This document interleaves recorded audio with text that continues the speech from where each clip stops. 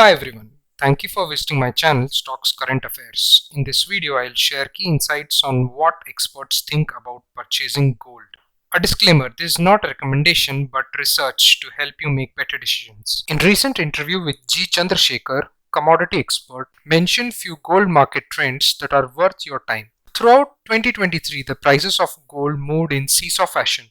At the end of the year 2023, gold is up almost 10% compared to the beginning of the year. Gold prices began to rise in October 2023 as a result of geopolitical developments involving Israel, specifically the Gaza conflict. Furthermore, this was supported by increased transparency of the rate hike cycle, which has undoubtedly come to an end in the US, and rate cuts would begin in 2024. Furthermore, he claims that now is a great time to invest money and, simply put, at least if you have a year's time horizon. He also stated that he does not agree with outlandish prediction that gold will reach $2,300 or $2,500. Although the Fed has stated that there will be no more rate hikes, the Fed will be slow to begin cutting rates. According to Chandrasekhar, the second quarter, June 2024, appears more likely time for rate cuts. As per Chandrasekhar, the US labor market is still strong. Inflation is still driven by wage growth. As a result, inflation has not decreased.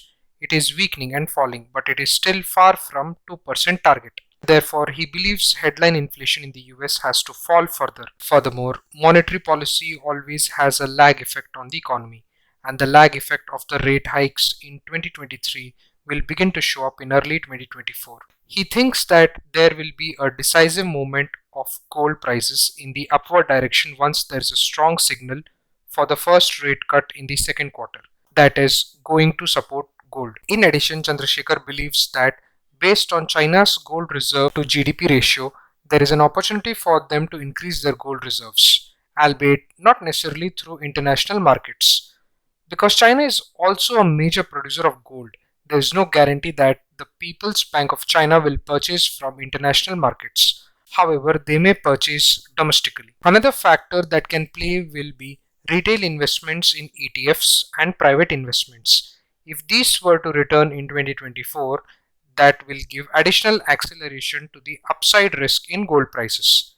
He finally says that a part of the gold investment should also be allocated by physical and by putting in ETFs, in sovereign gold bonds and digital gold. There has to be a combination of all of this. As I conclude the video, we could get a lot of insights from these conversations, and I hope you also would have come to know new stuff.